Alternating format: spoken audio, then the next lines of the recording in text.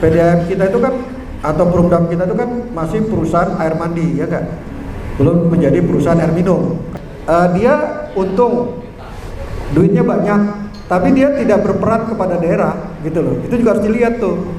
Itu membuat non revenue waternya itu bisa terkendali kebocorannya.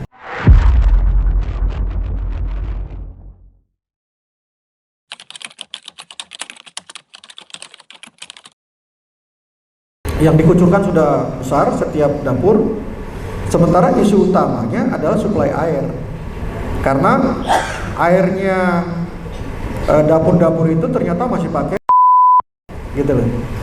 Nah, bukan pakai air keran, bukan pakai bor, karena tidak dibolehkan standarnya Badan Gizi Nasional, standar gizi. Nah, sementara PDAM kita itu kan atau Perumdam kita itu kan masih perusahaan air mandi, ya kan? Belum menjadi perusahaan air minum, kan gitu kan? Nah, kalau kita mau shortcut, itu menjadi opportunity. Kenapa nggak kita produksi air minum, ya, untuk menyuplai dapur-dapur ini lewat tangki yang harganya lumayan tuh satu galon gitu tuh. Itu kalau mau lihat secara opportunity.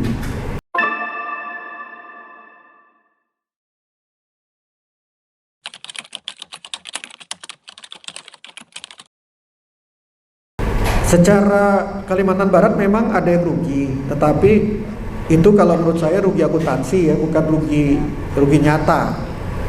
Kalau dia sudah sampai rugi nyata, itu tutup aja gitu. Ini kan cuma karena ada penyusutan. Nah, kalau dan belum tentu juga bapak-bapak yang untung itu benar-benar untung. Kalau kita hitung barang yang belum serah terimakan. Kan itu kan tricky accounting treatment, ya Bapak Ibu sekalian kan. Kalau mau tidak rugi, ya jangan serah terima asetnya itu. Cari aja gara-gara dulu kan itu kurang dari PU, ya kan? Yang sampai sekarang jumlahnya gede sekali kan. Nah, sampai sekarang belum clear. Nah, itu tapi asetnya dipakai, kan gitu kan? Asetnya dipakai, yang SR-nya gitu kan? Jadi pendapatan gitu kan?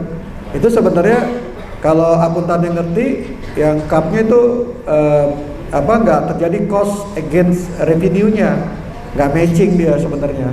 Harusnya pendapatannya nggak diakui juga dong, kan gitu kan?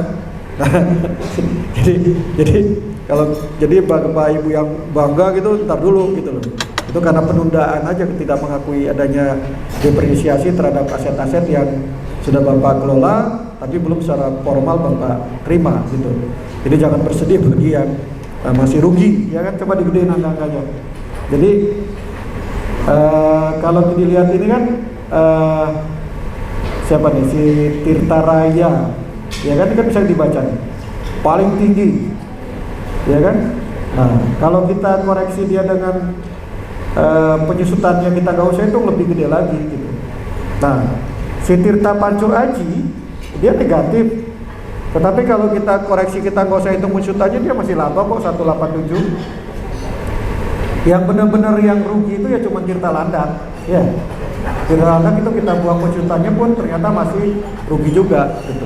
Nah, jadi yang benar-benar rugi di Kalimantan Barat ini kan cuma Tirta Landak, ya. Kalau yang lain rasanya enggak, ya. Tirta Gala Herang itu masih untung. Itu cuma karena penyusutan aja, 0,58. Tirta Bengkayang 0,62, Tirta Pawan masih 0,76, Tirta Senentang itu 378, Pancur Aji 1,87.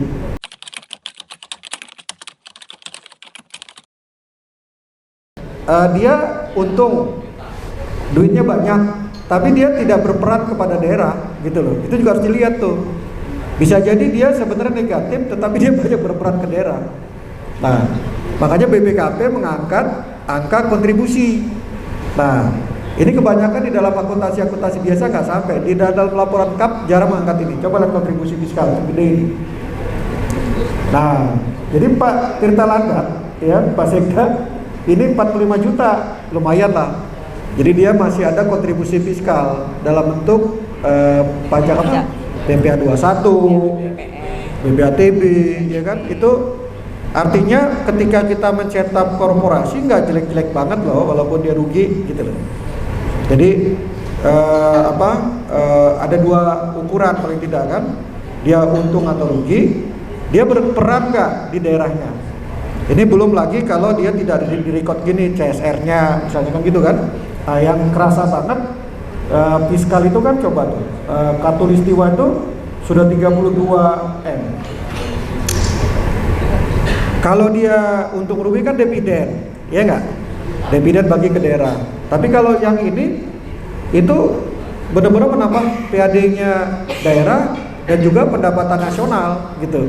Jadi negara sangat beruntung punya Tirta Katulistiwa ini gitu. Iya kan? 32 yang biru mudanya apa coba? Nah ini pajaknya gede di kanan. Kanan bawahnya keterangan itu. Jadi pajak pusatnya Tirta Katulistiwa itu besar banget ya. Tapi yang terbesar lagi pajak daerah di Tirta Raya itu 6,8 ya. Jadi Kubra itu berperan banget ya untuk kepentingan pajak daerahnya lebih besar daripada pajak ke pusatnya gitu.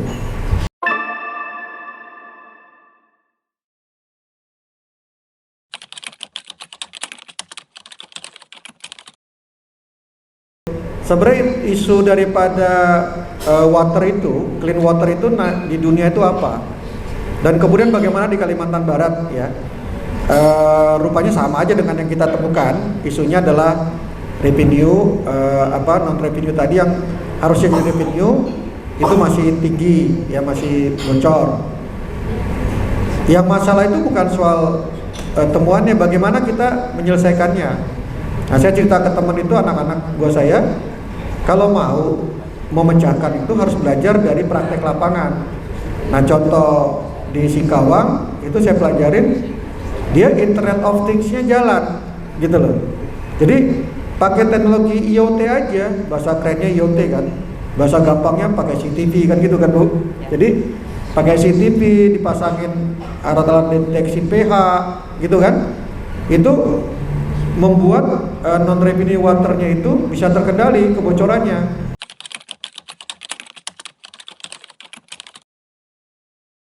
Jadi ini ya namanya tadi yang di inovasi di lapangan teknologi smart water grid management, gambarnya di depan ya, ada aplikasinya. Coba slide berikut lagi. Jadi sudah end to end saya lihat. IoT-nya tuh sudah ada ya. Ini di mana? Salah satu PDAM ya, kalau nggak salah ya. Ini mempraktekkan ini. Nah, ada yang beberapa terpisah-pisah. Kalau nggak salah dia memang ada di tempat pengolahan airnya, tetapi tidak ada di end user-nya ya. Ada yang di end user-nya untuk cluster, tapi di sisi pengolahan airnya belum ada. Itu aja dilengkapin gitu.